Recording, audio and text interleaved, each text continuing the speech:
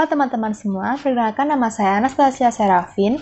Pada video kali ini saya akan menjelaskan tentang menggunakan sosial media dengan baik dan benar. Tentu saja di zaman kita sekarang, di zaman modern, era milenial, kita sangat dipermudah dengan adanya aplikasi ataupun situs-situs di dunia online yang mempermudah kita mungkin dalam hal mencari informasi, mengirim pesan, mengemukakan pendapat di media sosial, ataupun mungkin mengirim barang ataupun membeli barang dengan sangat mudah. Kita hanya perlu menggunakan aplikasi dan kita dipermudah dengan aplikasi tersebut. Contohnya adalah mungkin ketika kita ingin mencari tahu sebuah informasi, entah itu di dalam negeri maupun di luar negeri, kita dapat menggunakan Google. Ketika kita mencari tahu di Google, maka informasi itu sangatlah lengkap. Lalu mungkin kita ingin mengirim pesan kepada teman-teman kita yang mungkin ada di luar pulau, luar kota. Kita sangat mudah dengan menggunakan aplikasi-aplikasi seperti WhatsApp, Line, ataupun Facebook, dan lain sebagainya. Dan juga mungkin kita ingin mengemukakan pendapat kita atau mengekspresikan diri kita bisa mengekspresikan atau mengungkapkan pendapat kita melalui Twitter, melalui Instagram, melalui Facebook, dan masih banyak sosial media lainnya. Dan juga mungkin kita juga ingin memesan barang ataupun membeli barang, kita juga bisa menggunakan e-commerce seperti Grab, Gokar, ataupun Shopee, dan masih banyak lagi. Maka di zaman kita yang sekarang, kita benar-benar sangat dipermudah oleh adanya aplikasi-aplikasi tersebut. Tetapi bukan karena kita dapat menggunakan sosial media dengan mudah untuk saat ini, kita dengan seenaknya menggunakan sosial media itu dengan tidak benar. Misalnya seperti mencaci maki, menghina, menghujat seseorang, ataupun berkata kasar kepada seseorang di media sosial. Itu mencerminkan sikap kita yang kurang baik dan mungkin bisa melukai hati seseorang. Maka dari itu hari ini kita akan membahas mengenai penggunaan sosial media dengan baik dan benar. Kita akan lebih rinci membahas tentang penggunaan seperti misalnya Instagram, Facebook, atau lain sebagainya.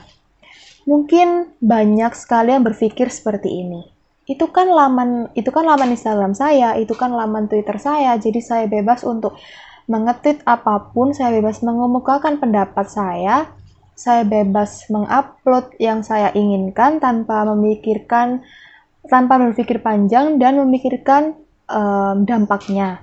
Seperti misalnya ketika kita komen atau kita mengomentari laman orang lain dengan kata-kata yang mungkin kurang sopan, mungkin bisa menyinggung perasaan dia, ataupun dengan caci maki dan lain sebagainya, itu benar-benar tidak baik, karena kita juga harus berpikir mengenai perasaan pribadi mereka. Kita harus dapat menggunakan sosial media kita dengan benar. Karena apa? Karena di Indonesia sekarang udah ada undang-undang yang mengatur tentang cara-cara kita dalam menggunakan sosial media. Jadi ketika kita melakukan hal-hal yang mungkin itu di luar undang-undang tersebut atau melenceng, kita juga dapat terkena sanksi. Maka dari itu kita harus menggunakan sosial media kita dengan baik dan benar. Dan juga misalnya ketika kita mau mengemukakan pendapat kita atau mau nge-tweet sesuatu, kita juga harus mengemukakan pendapat kita dengan sopan, dengan baik, dengan kata-kata yang halus, tidak boleh seperti kasar, menghujat, atau apapun itu. Karena di media sosial tentunya pasti jejak online tidak akan pernah hilang. Maka dari itu nama kita juga akan jelek jika kita menge-tweet hal-hal yang buruk. Maka dari itu kita harus belajar untuk mengetahui bagaimana sih penggunaan media sosial yang baik dan benar. Nah, contoh penggunaan sosial media dan baik dan benar adalah kita harus menghindari kata-kata yang mungkin menyinggung seseorang, seperti menghujat, menghina, berkata kasar, pelecehan, atau apapun itu. Kita harus menghindari perilaku-perilaku yang mungkin bisa menyakiti hati seseorang. Dan juga mungkin di zaman sekarang tentunya banyak sekali anak-anak kecil yang mungkin di bawah 17 tahun tuh sudah menggunakan sosial media. Mereka sudah mempunyai gadget dan bermain sosial media tanpa sepengetahuan orang tua mereka. Dan mungkin banyak sekali mereka yang belum paham bagaimana sih cara menggunakan sosial media dan baik dan benar. Maka dari itu, kita sebagai orang dewasa maupun sebagai orang tua harus mengajari anak-anak kita atau adik-adik kita cara menggunakan sosial media baik dan benar. Kita harus mendampingi mereka saat mereka bermain sosial media, entah di Instagram ataupun itu, kita harus mendampingi mereka. Karena ketika kita mendampingi mereka, kita akan mengetahui hal-hal apa saja mereka buka ketika mereka bermain sosial media, dan juga apa saja yang mereka lakukan ketika mereka misal melihat Instagram ataupun itu. Jadi kita bisa mendampingi dan juga bisa membatasi mereka agar mereka tidak melewati batas dan tidak melakukan hal-hal yang negatif. Maka dari itu sangat penting pendampingan kita sebagai orang dewasa atau orang tua dalam mengawasi adik-adik kita atau anak-anak kita dalam bermain sosial media. Saya memiliki contoh kasus atau sebagai pelajaran kita agar kita dapat menggunakan sosial media itu dengan baik dan benar. Kasus yang akan kita ambil hari ini tentang kurang bijaknya dalam penggunaan sosial media. Pada kasus pembulian yang menimpa anak Ruben Onsu, yaitu Betran Putra Onsu. Pembulian ini terjadi pada saat seorang anak mengupload video dia sedang menghina anak Ruben tersebut dengan kata-kata yang kasar dan tidak sopan. Lalu dari pihak korban atau dari pihak Ruben pun tidak terima dengan perbuatan tersebut dan membawanya ke ranah hukum. Setelah diselidiki lebih lanjut, ternyata anak ini masih di bawah umur. Dan pihak keluarga sudah meminta maaf kepada keluarga Ruben, dan pihak Ruben pun memaafkan. Tetapi perbuatannya tidak akan hilang sepenuhnya, rekam digital pun itu masih ada. Pihak Ruben sangat sakit hati karena ada sebutan anak mungut, dan itu dapat menciderai perasaan orang tua.